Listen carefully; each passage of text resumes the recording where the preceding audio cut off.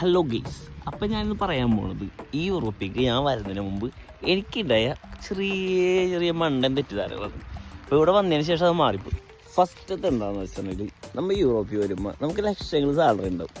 അപ്പോൾ ആ ലക്ഷങ്ങൾ സാലറി വെച്ച് മാസം വീട്ടിൽ അയച്ചാൽ പറഞ്ഞ നേരം കൊണ്ട് നാട്ടിൽ പോയി സെറ്റിലാവും. നാട്ടിൽ നിന്നല്ല എന്താ പറയുക സെറ്റായിട്ടിരിക്കാൻ നോക്കി വിചാരിച്ച് ഇവിടെ വന്നപ്പോഴാണ് അറിഞ്ഞത് നമുക്ക് കിട്ടേണ്ട പകുതി പൈസ പോലും നാട്ടിൽ കഴിക്കാൻ പറ്റില്ലാത്ത അവസ്ഥ ഉണ്ട് ഇവിടെ.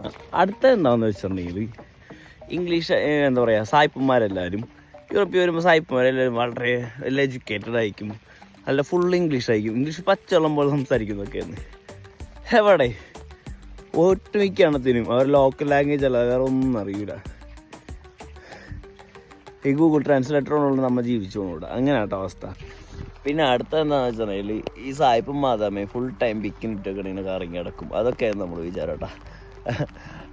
അതിവിടെ വന്നപ്പോൾ എന്തായാലും മാറുന്നുണ്ട്. അത് പറയും അവർ ഒരേ ക്ലൈമറ്റിനനുസരിച്ചും അവർക്ക് അനുയോജ്യമായ രീതിയിൽ തന്നെ അവർ വസ്ത്രം ധരിച്ച് പക്കായിട്ട് അവർ നടക്കുന്നുണ്ട് കേട്ടോ. അപ്പോൾ ഇതുപോലെ എന്തെങ്കിലും ചിന്താഗതി നിങ്ങൾക്ക് ഉണ്ടെങ്കിൽ അത് താഴെ കമൻറ്റ് ചെയ്യും.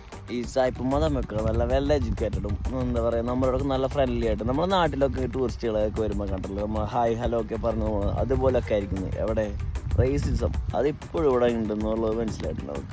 പലർക്കും സ്കൂളിൻ്റെ പടി പോലും കാണാത്ത പല ടീംസും ഉണ്ട് ഇവിടെ.